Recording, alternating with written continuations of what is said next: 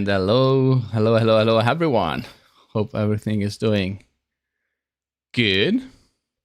We are back on the live stream after basically a month. Welcome back, everyone. I'm here once again with June from his van. And this time I'm here with also Michele, which is our audio director. So we're going to have a little bit of a chat about audio before then starting going through all the questions that you guys sent us through TikTok, Instagram, Discord, Steam, like all our channels. And then if there is still a bit of time, we can also go through a few live questions. So, how are you doing, guys? All good? Yeah, all good. Yep, super good. Very well, very well. Okay, so I would say let's start with Michele. Okay. Very simple question about like the overall philosophy and like the things like your vision behind the audio and the sound design of the game. Okay. Well, first of all, hi everybody. I'm Michele, and I'm more good in listening to people instead of talking in front of a microphone. So bear with me if I'm, it's not my specialty. But yeah, talking about Over the Hill is when we start to work on the project. I was really excited because I could combine one of my passion, which is hiking and going around and do field recording. So for the people who don't know, field recording is, record stuff in the environment. So landscape, soundscape. And when we start to talk about the audio and the sound design and the audio vision, the idea was like, okay, we would like to give to the player the idea to explore a really dynamic and alive world, but at the same time we didn't want to go too realistics and go into the hyper realism, and we would try to keep it more simple and playful. So the general vibe, the general vision of the game, to make it simple, is to have a simple and cozy game with a dynamic and really detailed sounds here and there, so you can explore, you can really lose yourself in explore the landscape that looks maybe really wide, but in every corner, behind every rocks or trees, you can hear maybe something different, some small details that change during the daytime, or if it's raining, or if the same trees is at the top of the mountain or in a valley, so to speak. So they change the fauna around you, the kind of wind around you, the kind of trees and leaf and stuff that you can hear. So the vision is focused on the ambience and at the same time fun with the vehicles, which is basically the characters of the game. And again, without the idea to be hyper realistic, but more like, hey, I'm playing with this game. I'm a kid that playing with this little car. So we have cool sounds, cool engine sounds, obviously, with big low end and everything. But at the same time, it's fun. We try to put some funny tweak here and there for some cars, so you can hear maybe some clicking, some rhythmic thing, clunky thing that make it more special. Every car special. So every time you drive a new car, you have a special feeling for that car, so to speak. So that reflects the chunkiness or the smalliness, if it's a word, of the car. So yeah, this is the general idea that we have at the beginning of the production, and we start to work on the ambient pretty soon. Is one of the first things that we worked on, and it was really interesting because even if we have a lot of real recording, libraries of real recording. Once we put in the game and matching with the graphics, we realized it was too realistic. So we started also to blend it with some Foley technique to create especially the wind, for example.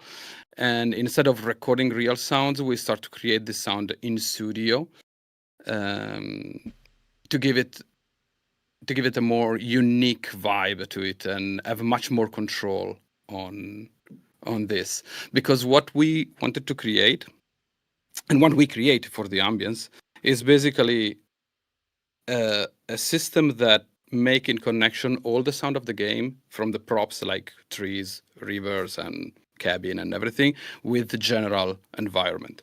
So if we change one value, one parameter, for example, the daytime, all the sounds can blend different layer of sound, different recording to change it accordingly with the time. So if it's night, for example, you have a different kind of wind at the seaside level and a different kind of wind at 1 kilometer of height, for example. So, Yeah, I so don't know if it basically makes sense. there are like different different sounds or like different variation of the same kind of sounds for different heights. Different layers. Talking yeah, about exactly.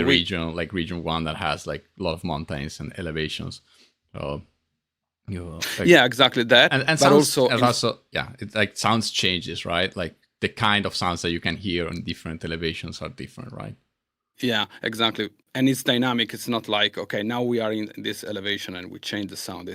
Everything is dynamic. And even if it's day or night, it's changed. So the general idea is if the player do the same path in a different time of the day, he can experience maybe he can have a different vibes.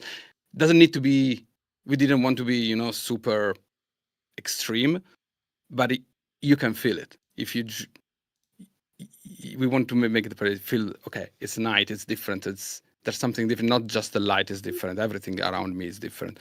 We have different fauna, we have different birds, we have different kind of wind, everything is different.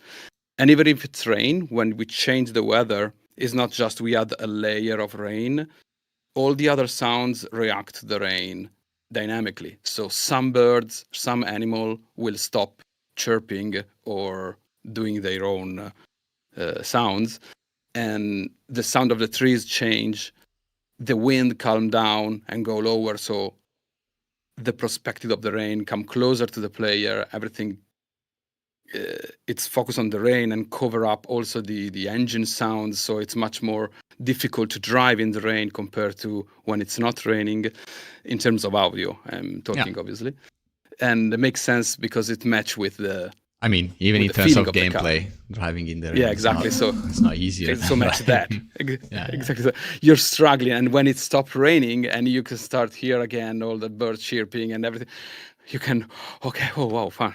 Now it's gonna be easier again. So basically, we are mixing up. Like we are not mixing, but like we have different system that blends in different time of the day with different weathers, with different elevations, or like let's say points in the map.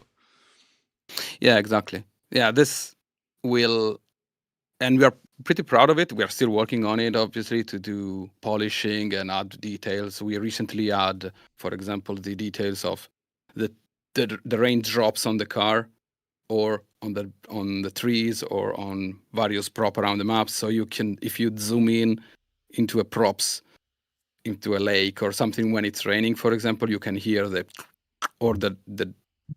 rain drip on the different surface.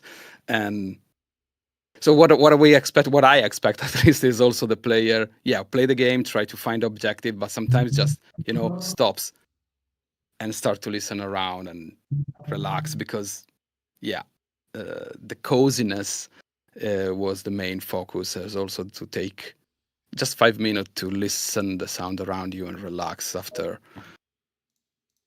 a day, after your journey into the game, after you reach that objective or stuff like this. Yeah, thanks. It's quite interesting.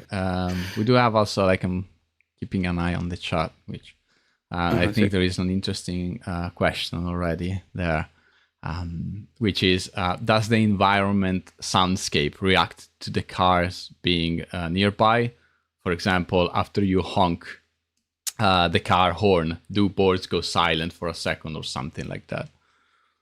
Yeah, not now. Right now, at the moment, they react in terms of volume, just volume. Some sounds, some louder sound make other sound quieter, but it's just a volume thing. It's not like they make it silent for a period of time or make it less noisy in terms of spawning rate.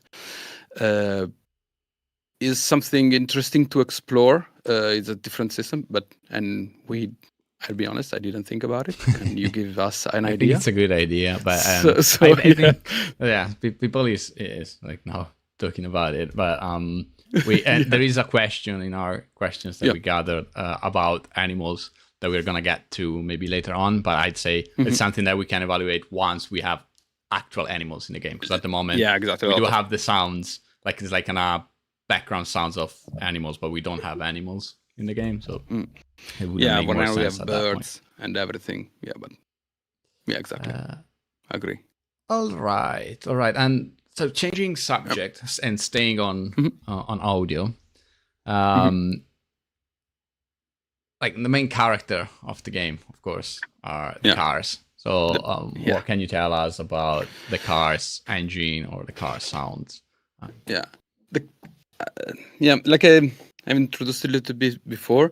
The car are a big part of the game. That is the player. We're going to have plenty of cars, different kind of vehicle, and they are pretty unique. The art style is, I love it personally. So it's really inspiring. And we create the engine with. We started to think about recording real cars and everything, but this didn't give us the possibility to be flexible as much as we want in terms of we want to add a new car and we want to customize that engine. So we are using a really modern synthesizer. It's called Faceplant, where if you're really nerd, you know what I'm talking about. Nowadays, you can find around people that make part of this synth that can really emulate realistic sounds and engine as well. And so we start to dig into it, and we create our own patch, so we are able to have a unique sound for each car, or at least big categories of car. But we can be really granular in that control. So we are using that in comparison with adding some real recording engine sounds for some of the cars. So we're blend these two technique. And but one of the big part of these games and the cars for me is the terrain, because the terrain is like the footsteps for the other games, for the footsteps player for an FPS or for a third person player game. And in our case, especially since the terrain play a really important part in the gameplay in terms of grips and everything, we wanted to be extremely detailed in that. And we started to record some real gravel, try to find library with real things, and they sound too good, too realistic in a way. So we go back, like I said, to Foley, and so we have this. I have this here because we were re-recording stuff the other day. So we have this thing, medical ball is called, right? That is basically rubber, and then with I looks like I don't know. Yeah, my girlfriend. I don't know why she's still with me, but I have these things, and this is basically bread and leaves. We wanted to re-record the gravel. Can you show it? I can't see it. Oh, there you go. It's like a bowl. Old bread. Yeah, it's a bowl with old bread and leaves, dry leaves. Not too old. Yeah, no, it's quite old. That's why it's working. And if you I reckon that sound. Yeah, exactly. And this technique, by we can create the sound that we want, and we have the total control on the pressure, on the kind of heaviness, and if we want to drift, we can have the oh my god, I'm making a mess. And we can have a total control on the things. So with this, creating our own sound with small stuff. So this is the gravel, the things that we are making in the gravel, because we wanted to re-record, because we changed the grip. So I wanted to re-record because it doesn't match the feeling. And we basically can record any kind of terrain that we want. So, and give us the possibility in the future, we want to add this. We don't need to rely on real recording or libraries that doesn't match maybe the timbre of the microphone or whatever. We have always have the setup to re-record stuff and tweak stuff. Yeah, I think it's very interesting. Yeah. It's for me, and I guess for you and for the rest of the team, it's very weird, because like I recognize that sound from like playtesting and playing, and then I see just you like with a ball, and it's like, wait, what? I know that sound. Yeah. Like it sounds very familiar, and it's just like a bowl, and in my head it's just my car going on the gravel. Anyway, that's very cool. Thanks for like giving you some little insight. And like I've seen like an interesting question that is very simple. It's like the implementation, like if the implementation is in engine or using F mode. Or like we're using F mode. Oh, sorry, I could have no, because I was I could have answered that myself. I know that answer. I know it. Yeah. Okay. So there is another question I was just saying, which is basically, if you hit a rock, will the exhaust get louder as it's damaged? We have a damage system to the car and the engine. And it's gradual. So after 50% of damage, you will start to hear the engine with some crankiness or not linear anymore. And more you damage your car, the engine sound and the suspension sounds, the brake sounds, all the sounds related to the car change, because you brake less. I don't know if you actually brake less. Maybe I'm saying something wrong about the gameplay. In my head, you brake less, and so the brakes become louder and more rusty, more like and this kind of thing. The suspension is becoming clunkier and clunkier and louder. So yeah, the car will feel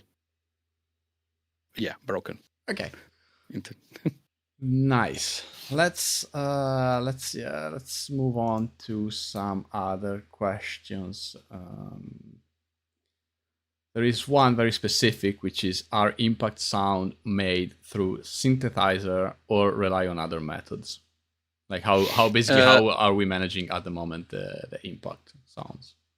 The impact sound it's a blend of recording and for the thumb and the low end, especially in the hit part, the strong hit part, especially for the really strong impact, we have a small layer of synthesizer. But yes, it's a blend of recording that, depending on how much you hit, how strong you hit, we have basically 3 or 4, I don't remember, layers that can sum it up. Also glasses breaking and this kind of things. All right. I think we can move to the next audio question, sound question, which is, I mean, it's more, it's an in-between between sound and production, so I might want to answer that. It's just like, if the game, I guess, if the game will be using proximity chat, can it have a limited range of clear chat and then radio walkie-talkie for further range? So at the moment, we are planning to have an in-game voice chat It's not gonna necessarily be a proximity voice chat. We are discussing about that. I think we talked about that also in the previous stream. In terms of game design, it doesn't make much sense to us at the moment being proximity chat, because what we want to do is actually simulate like a radio system. So yes, the chat, the voice chat will have like statics and that kind of like sound effects, and then Michele, you can add if you want, but like to the voice chat, but it's not gonna necessarily be proximity. That's like we need to we still have to build a system, so we're gonna experiment a little bit with that, both on the sound effects on top of it, and proximity, not proximity, and gameplay. Yeah, we can play, but what we are playing, like how it's designed on paper at the moment, is non-proximity, but with like a radio sound, like sound on top of it. If that makes sense. Yeah, there's some ideas, but we have to test it out. Yep. In terms, like let's move from audio for sound for a little bit, then we can go back to that topic, and we can move into more like general questions land. And I have a very specific one on the cars for you, Dune. Welcome to the stream. Which is the game going, or like cars, I guess, going, are the cars going to have locking differential? So at the moment, they all do have lock and diff, just by default. We're looking at feedback to see if anyone wants like an open diff, but in general, for the off-roading game, like we're making locking diff is usually superior. I did see a chat or a question in the chat about are the card physics custom made, or are we using built-in tools like the wheel collider in Unity? So that'd be a good one to answer while we're on the same page. Go ahead. We're using one called Beautiful Physics Pro. So it's a simulation tool that's made by a guy in Spain called Eddie. So it goes pretty hardcore into simulating like race car dynamics, and compared to say like Art of Rally and Absolute Drift, our previous games, it's way just more superior, and also has really nice behavior. It's well behaved, so it doesn't do any weird stuff like it behaves well. Games. It's a well-behaved system. Yeah. We did have to modify it for the off-roading though, like the wheels and the grip, and it's more. It does do like uneven terrain by default, but we had to push it a little bit and do some custom things to make it work better for our game. Yeah, that's it. It's a very solid base, and we really like it, and it gives us a lot of options and a lot of customization that we needed to adapt it to what we are doing basically on the off-roading part. Very good. Okay, about the player progression, upgrades and howling for money. So basically how a little bit the progression works. There are upgrades to the car, at least by design at the moment. That could always change, but it's gonna if it changes, for like everything I say, of course, could be changed. It could be different when the game is gonna be out, because as you know, we do, of course, like do internal evaluations, but also we do a lot of playtests, and we take feedback from the playtests very seriously. So if some systems that we build then are not working well, or are not good enough, or don't go in the right direction, then we might change them, scrape them off. This is just like a big disclaimer for everything I say, because then sometimes I say things and then change. So yes, they're gonna be like, vehicles are gonna be upgradable, and to upgrade the vehicles, you're gonna have to purchase the upgrades. So there is kind of like a very simple and small economy system, which also I think it's part of another question about like, are there missions, or it's just like going around randomly in the game. There are some, like a few different kind of missions that you can do. Again, it's very simple. We want to push and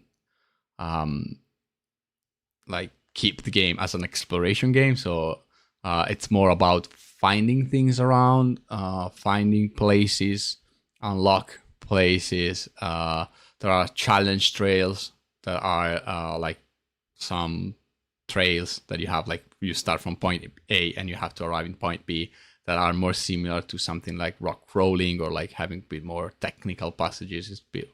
So you have to just get at the end of it. That gives you rewards. There are some recovery item missions, so you can just like, you have to grab a thing and with a winch and bring it to another place. So there are these kind of things, but we want to keep it simple because the goal and the idea of the game is just wander and exploring and get a little bit lost in the levels that we have. Dune.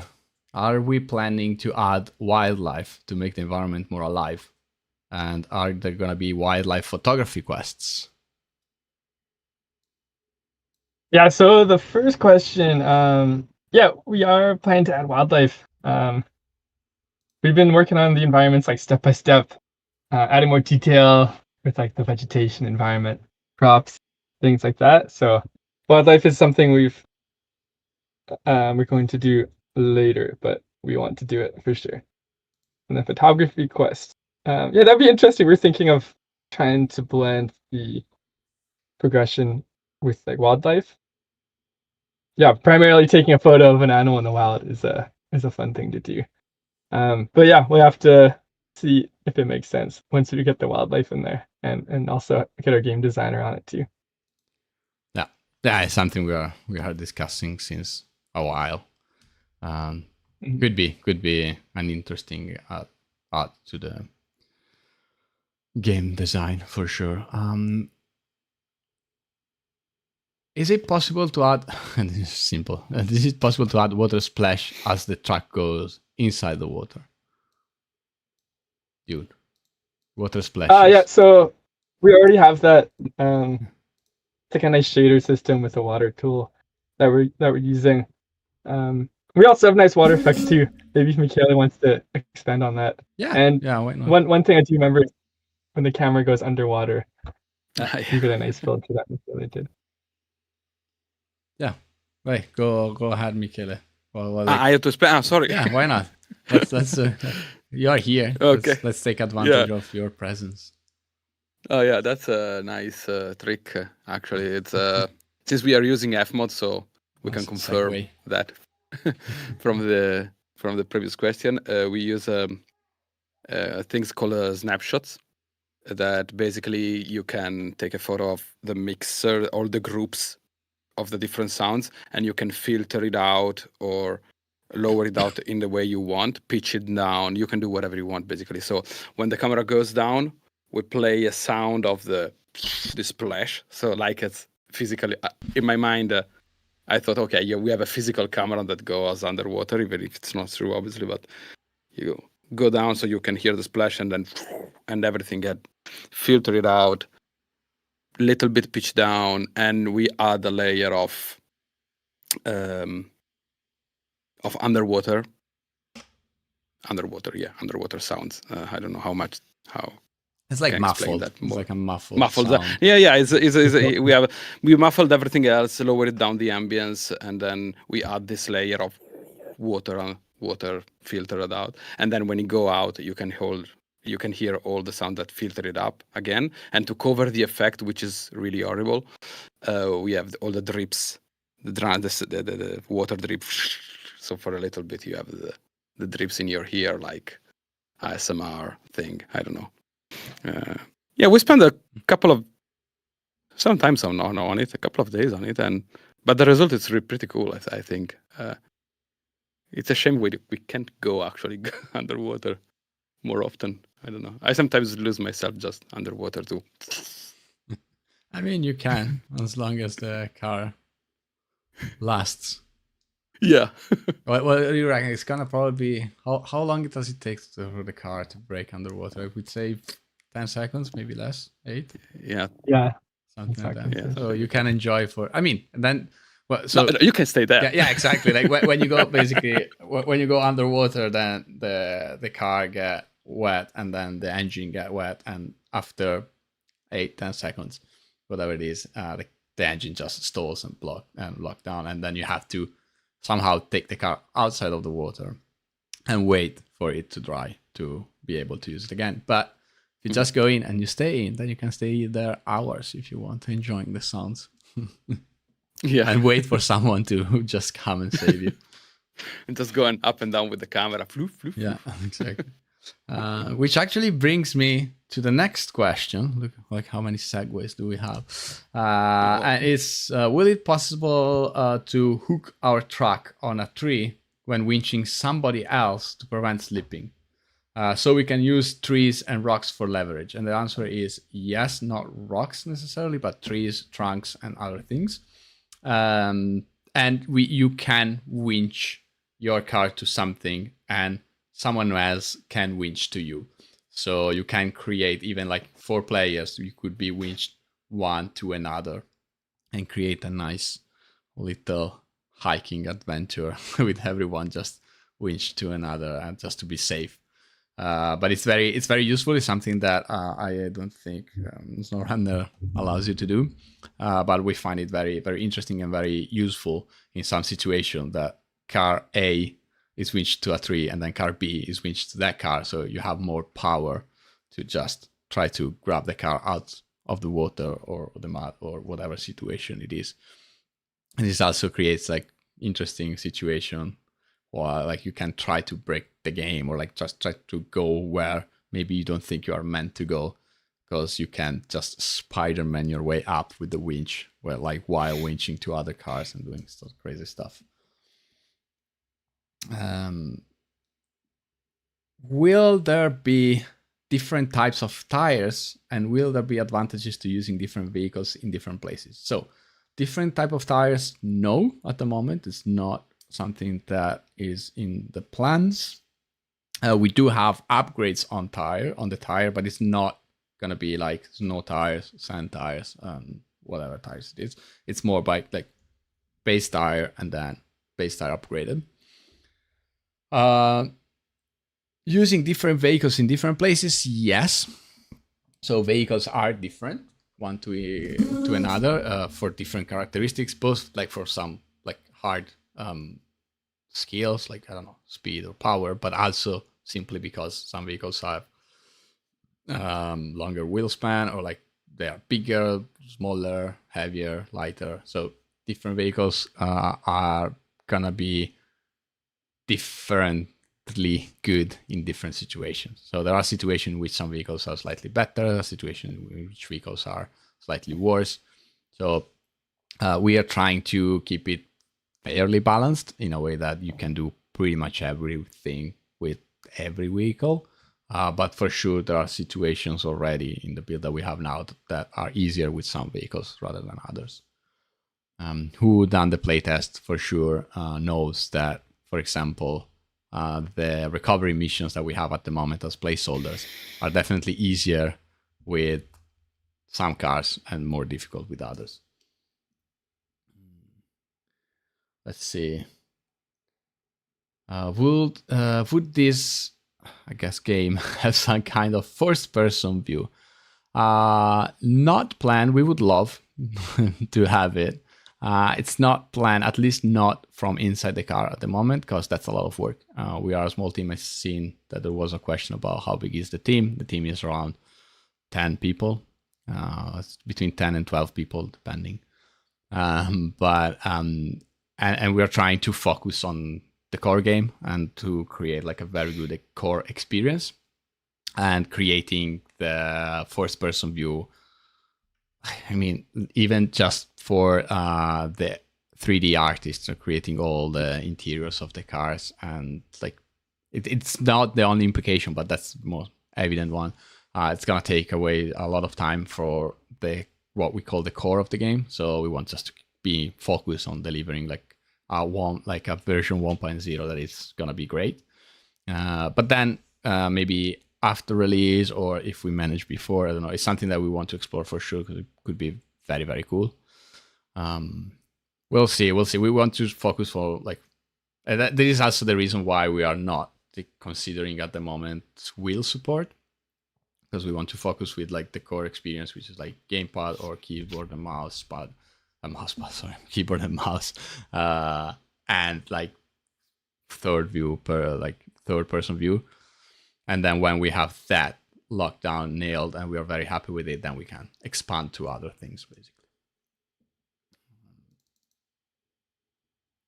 Dune, are you happy with the progress we made so far on the game? This is a loaded question, Pietro. That's something I need to tell you. No, I'm just kidding. Yeah, it's been good. I mean, it's definitely, we want to make it on a really quick timeline, but looking at all the things we wanted to get into the game, it's been a bit of a beast that would normally take a team. Like let's say like for most sane or organized studios, it take like 2 years, I'd say, before even announcing the game and working on it. But we're a small indie team. This game like is our next flagship game, so we were maybe not in survival mode, but we're kind of like, okay, we just need to try to put all our eggs in the basket for this game, try to make it super quickly. But after the announcement, it had a really good reception, much better than we were expecting. So decided just to take more time to make the game. So yeah, it's definitely shaping up for sure. I think the next few months should be really good for the progress of the game as well. So yeah, in short, super happy. Like it's wild to see everything that's been happening with the game, and also in audio, especially since we have Michele here. Like just seeing things that I didn't really know were possible in a game, and to see it in our game is fun. So it's definitely like a next level, especially compared to like our last 3D vehicle game, Art of Rally. So yeah, can't wait for all you to. We lost you, I guess. I can't wait you for. It's oh good, no, it's good. I'm back. It's just cut like the last word, basically. All right, I do have another question from Michele that we skipped from our list, which is about the music of the game. So the question is a bit like kind of like broad. How much music will Over the Hill feature, and how will the game make use of it? What style, vibe is it going to be? Who are the composers? So I'm going to introduce the answer, and then I'm going to leave it to you. But it's a bit early because we are evaluating a few different things on how we're going to integrate the music in the game. So it's a bit early to talk about that. But other than that, in terms of style, vibes, the current composers, I'll leave it to you, Michele. Yeah, well, starting from the composers, we have Slava, who took care of all the Funselektor games. So it was an easy choice, so to speak. It's obvious to have him on board, and he started taking care of all the soundtrack, and it's different style from what he did it for the past game, because obviously it's a different kind of game. It's not a racing game, quick game. It's more relaxing, so it's more on the ambience, electric guitars, low synth, but slow, less rhythmic, so to speak. So more ambient electronica and spiritual ambient, so to speak. And then we have also Giacomo Giuncheri on board for some other more folk song, acoustic song, or shoegaze with big drone guitar and stuff. So this is the main genre that we have, and the two composers that we have on board. And yeah, I can say we are really happy. You could hear also some of the songs that they both made. Slava made some of the songs, Giacomo some other, in the trailer that we released so far. They are all original songs. So yeah, so all maybe four trailers has Yeah. four, I think, different songs, and they're all Yeah, part no, of yeah. the soundtrack of the game. Yeah, exactly. They are 4 different songs from Slava and Giacomo, and just spoiler. I don't know if they are gonna be in the game with that mix, but because basically they made it for the trailer while they were working on the song. So it's organized. Like Dion said, we are a small indie team, not really well super organized. Hey, we are super organized. We're just a small we team. are super. Yeah, I know. Sorry. Yeah, right. Hey, we are super organized, but I mean, stuff's I've up. never seen a and better it's a beauty. organization. No, exactly. No, it's just saying we are more free to work on the stuff on the go in some situations. So yeah. All right. Thank you. Very, very good. In multiplayer. How do you say it, June? Multiplayer. Multiplayer. Good. In multiplayer, will the server be hosted remotely or locally? If the player hosting is leaving, does it kick everyone out? Well, without going into technical stuff, that we could go maybe next time with one of the devs. But it's it's basically host remotely, but there still is a server and a client. So basically, it's in between. It's a hybrid system, and I'm not technical, and the devs are probably dying in this moment. But it's basically both. So there is a server that you have to choose. Like we're gonna have one in Europe, one in the Americas, one or two, one in Asia. But then the host is the one that creates the game and keeps it alive, let's say. What happens if the host just has to go and the other people wants to stay in? The host is going to be moved to another player. That's the plan. We have still to build that system, but we are very confident that's going to be the plan. So once the host is leaving the server, the host is going to be moved on to the next client, basically. So nothing worrying there. We are using like a very solid system that we used in games before. It's gonna be good. We'll see. Are the areas separate or is it an open world? The areas are separated, as we said. I think also in the last live stream.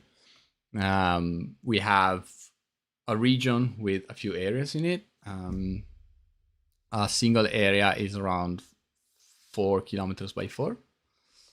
So they're quite big areas, but are like specific areas, and then you move from one to another through what we call portals. That could be different things, nothing mystical necessarily. And you can go back and forth from them, or you can just, if you unlock them, you can just select which region/area you want to go in or create your server. Next up is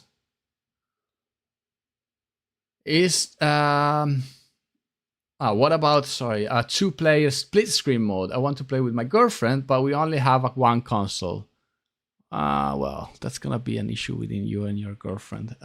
We are not at the moment planning anything about split screen. I know that it might sound like, you have multiplayer in the game, it's gonna be simple to have split screen. Unfortunately not. It's like a completely different thing. I don't think, and this for the same reasons that we said before, we would love to have it. I personally, but most of the team is personally like a huge fan of like split screen games and party games. When we meet together, we spend a lot of time playing games on split screen. Last time we played a lot of Circuit Superstars, for example. It was very fun. So we like it, but it's very time consuming. So we need to be very careful with that. So we might maybe want to think about something after release, but it's a lot of work.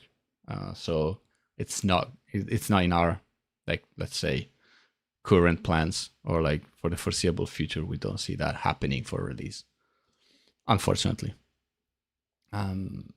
Then Dune, one for you. Not know why, but because I'm tired of speaking. Is this going to be optimized for Steam Deck? And is it coming to PS5? We can finally say it. Go ahead. Yeah, so Yes. it's PS5 and consoles. It was yesterday. No, was it? It was Tuesday, I think. It's been a busy week. Yeah. Yeah, we were in this showcase IGN with ID at Xbox, so we announced it's coming to Xbox Series and Windows PC there, and also the Switch 2 and the PS5. So finally, it'll be coming to consoles. Yeah. For the other platform, the Steam Deck, yes, we're planning to optimize for it. We're playing a bit now, but the game definitely needs more optimization. But I mean, yeah, I think would it'll be say a really nice game for the Steam Deck. the game needs some optimization. We've never done much. Yeah. I mean, we love the Steam Deck, like in general, handheld consoles. So we're gonna do our best to make it work very well on that, for sure. I mean, it's working at the moment, but it's doing like, at least on mine, it's like 18, 19 FPS. So need to do definitely better there. But as we're saying, we haven't done any major work on optimization, so I'm confident that we're gonna be able to. Yeah. There's also a question about crossplay, so playing between the consoles. Yeah. In multiplayer, so we plan to do that as well. Yeah. The game's gonna be crossplay between different different consoles and platforms too. So that's gonna be a priority. Will there be a demo on Steam? I mean, eventually, I think probably. Yeah, like closer to release for sure. Closer to like we probably gonna do it, but it's gonna be closer to release. In the meanwhile, I've seen also other questions about the playtests. We are gonna do more playtests for sure. More or less, I would say, like roughly, it's gonna be one playtest every couple of months. The number of players that we're gonna allow to get into the game depends on what we are testing at the moment and what we want to achieve. The main reason why, because like of course, like last playtest we've done and was last weekend. Yes, we had a very busy couple of weeks. We had 1,500 players in. And a lot of players that wanted to be part of it has been left out. Of course, we are not very it's not something we like, and we would like to make everyone happy and try the game. But I'm sounding like a broken record here. But we're a small team, and in order to even just to manage the feedback and everything that comes back from our playtest, we need to keep it some kind of contained. So we had a lot of requests, much more than what we can manage, which great in a way that for us it's like it makes us very happy and proud that we have a game that has a lot of interest. The other way, we need to make sure that we can manage things properly. But hopefully, going on, we can open it up to more players, and then eventually that's gonna lead to some kind of demo before the release. Might be during a Steam Next Fest or not. That's up for.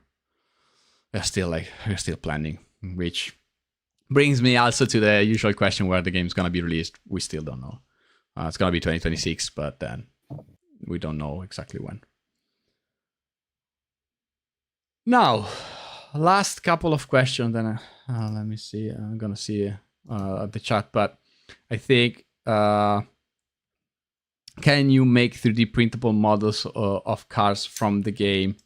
If the question is, are we gonna release the models to be printable at home? Don't think so. We'll see. But I don't think so. Is it possible in theory? Yes, with some adjustments from the models, but it's not necessarily something that we're gonna do. We are working with a publisher for the physical editions, and also for everything that is called like ancillary product. So it's basically like merchandise and stuff like that. So everything has to go through them. So you can ask them this question. But yeah, I don't think so. Let me see. Are you planning to keep updating the game with new content, challenges, and areas, Dune? Yeah, we're hoping to. As long as the launch isn't a complete flop for us, looks like it should have enough push for it to make sense for us to do so. Like with Heart of Rally, I think we supported that game for a really long time. Yeah.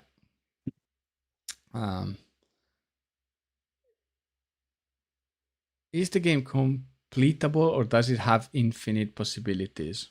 I mean, I would say both. You can 100% the game, but you can still, there are still some elements of replay. There's gonna be still some elements of replayability. Then there is a very complicated but long question about suspensions and raycasts. Maybe in the next stream with a developer, that could be an interesting question to answer.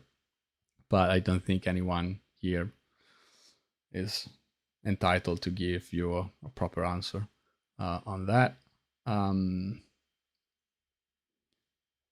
All right.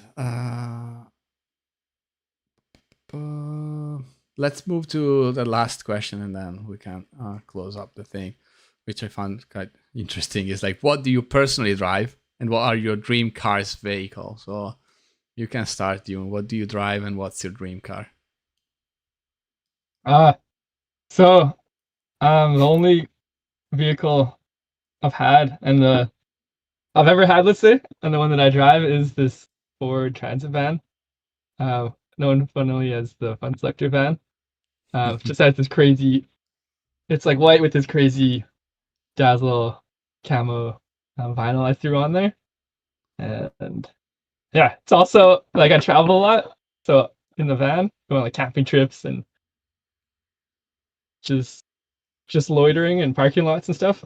So it's also like the office for where I work out of a lot of the time as well.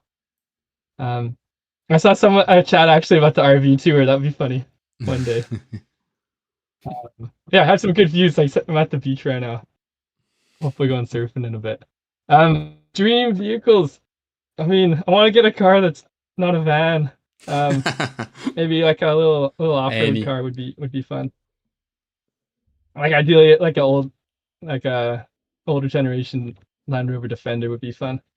Yeah. But I guess it goes along with the games. Like we made a drifting game, so I really would like to have a drift car. Rally game. Rally car would be fun. Or even like a little sports car, but I guess nowadays it's just easier to make games about the things versus having the vehicles. Yeah. So that's it for me. All right. What about you, Michele? Yeah, well, right now I'm driving my bicycle. I don't have a car. So sad. I'm living downtown. I don't need it. I used to have but when I was a kid, my first car was an Lancia Y10. I don't know if anyone knows that car.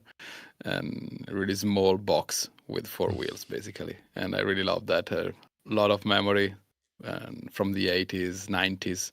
It's really, really cool. And not a dream car, but we've been with my girlfriend. We've been in Japan last year, and we fall in love with the Jimny. We saw so many, the new one, the old one, and we said, "Hey, if we are going to have a car, let's think about a Jimny. It's so cool." So probably a Jimny. Yeah, the old Jimny is legit. Yeah. I mean, even the new one is. But the new one is too nice. It's too beautiful. Yeah, it's too shiny. Yeah. The old one is a proper tool car. Exactly. That's what I love. I love tool things. So yeah, but we fall in love, and she fell in love of the Jimny as well. So and we know maybe, who's gonna make the choice, not you. I know. Yeah, exactly. Exactly. Yeah. And what about you? I drive like a boring Mercedes A-Class here, but I still have own and drive when I'm back in my hometown.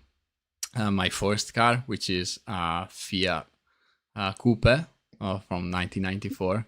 So it's like this old kind of sporty car, which is fun to drive. But yeah, I don't know. I have too many dream cars. Like if we talk about like off-roading, of course, the Land Rover Defender. My father-in-law has like one from 1995, and the long one, which is always super fun to drive and go around. But then I don't know, sports car. I like like a good 911 from the 80s or 70s. Yeah. Even early 90s, why not? Even new if someone wants to give me one. Or like I'm more of a vintage car guy, so I like vintage cars. So I don't know, it's like the one single dream car, probably like Ferrari 250 GTO. Like that's dream car. Yes. But even a 275 GTB, like old Ferrari is nice.